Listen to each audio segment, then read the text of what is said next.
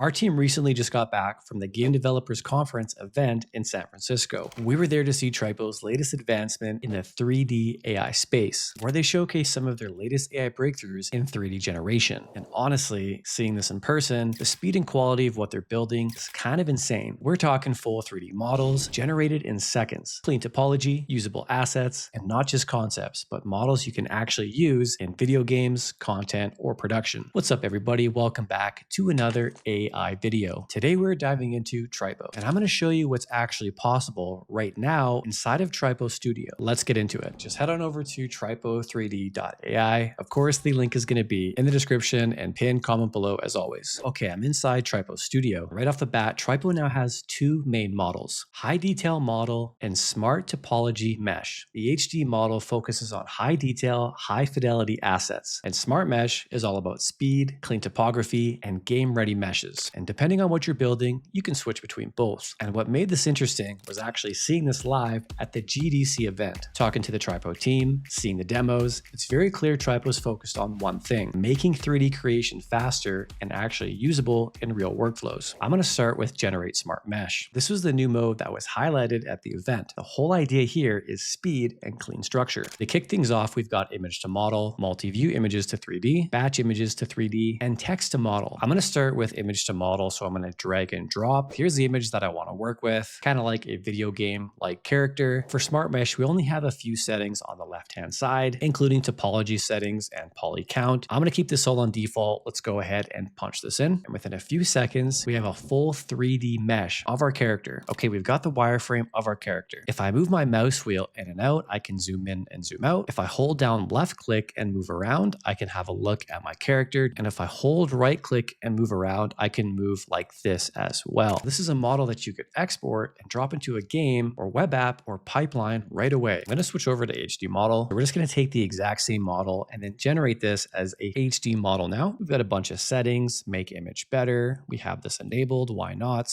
For quality, I'm going to go ultra, generate in parts. I'm going to keep this off. This would be like segmentation, texture settings as well, 4K texture, topology settings. I'm going to keep this all on defaults. For the AI model, I'm using the version 3.1, which is right now the best quality model. So let's go ahead and punch this in. And then while we wait, we have this really cool loading effect as well. All right, our HD model is ready. Let's have a look and scroll in. Again, we can rotate with our mouse just like this. With the HD model, we're focusing on quality, textures, and fidelity. Let's come on down to the bottom and check out the different views. So here is our solid view. Kind of looks like a clay model. We've got our textured view. So that's just the normal one.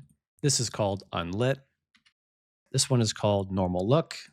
Next up, we've got a cartoon style, kind of an interesting look. Then maybe my favorite one, which is the hologram effect. Have this really cool lighting effect that starts at the bottom and goes up. This is the kind of stuff you'd use for hero assets, AAA quality renders, marketing visuals, even 3D printing. Okay, another useful feature is natural language editing, which is specifically for images and textures. So for example, on the left-hand side, let's click on texture, and I can come on down to edit. So maybe I want to play around with the texture. I'm going to say change the texture. We have creativity strength as well. I'm going to keep it at 0.6. Let's see what that looks like. Here's a quick preview, and then if you're happy with that preview, you can go ahead and apply those changes to your model. Okay, you can also upscale your model as well. So I just hit upscale now on the upscale section. Okay, I'm going to upload a brand new model. Here's the image that I'm going with. Kind of going with a video game character, something you might see in Fortnite. Our image is uploaded. Make image better. Keep this on. Gonna go with ultra. Generate in parts. I'm going to keep this off. Texture is enabled. 4K texture, and the rest is on default. I am using the version 3.1 model, which is currently the best quality. Let's go ahead and generate. Alrighty, our 3D model is ready for the next one as well. Let's give this a quick 360, have a look at everything, zooming out with my mouse wheel. Come on over to the side. We're looking good, but let's cycle through some of these textures. Here is the solid view. This is the normal textured view. Here is an unlit version of that. This neon one is called normal. Next is cartoon style, which I feel like makes this look even more like a Fortnite character.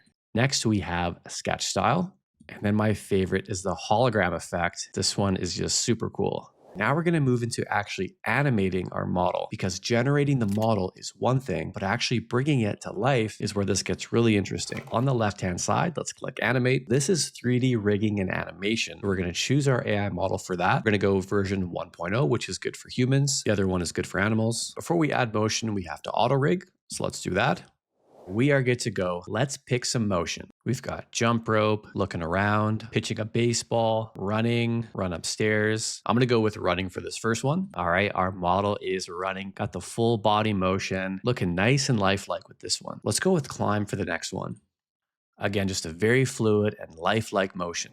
Now, another useful feature under Tripo is under model. If you come over to multi-view images to 3D, you can upload multiple different images of your subject if you have them. So the more angles you have of your subject, the more accurate your model is going to be. Now, here's the big takeaway with Tripo. Most AI 3D tools either give you something fast but messy, or something detailed but hard to work with. What Tripo is doing is combining both. You can go from image to model to rigged to animated to a usable asset in minutes, and actually iterate along the way. And after seeing this live at the event, it's pretty clear where this is going. Faster pipelines, more accessible 3D creation, and way less manual work. So if you want to try this out for yourself today, I'll have a link in the description and pinned comment below. You'll also get access to bonus credits when you sign up using our link. And there's also a discount for the Pro plan as well. So go ahead and check that all out if you'd like to. Run your own generations, test your own ideas, and see what you can bring to life. And I'm curious what you think about all this, because this feels like a pretty big shift, especially for creators and developers working in 3D. I'd love to know what kind of use cases you're going to use the newest version of Tripo for. Let me know in the comments below. And with all that, good luck and have fun with your 3D modeling.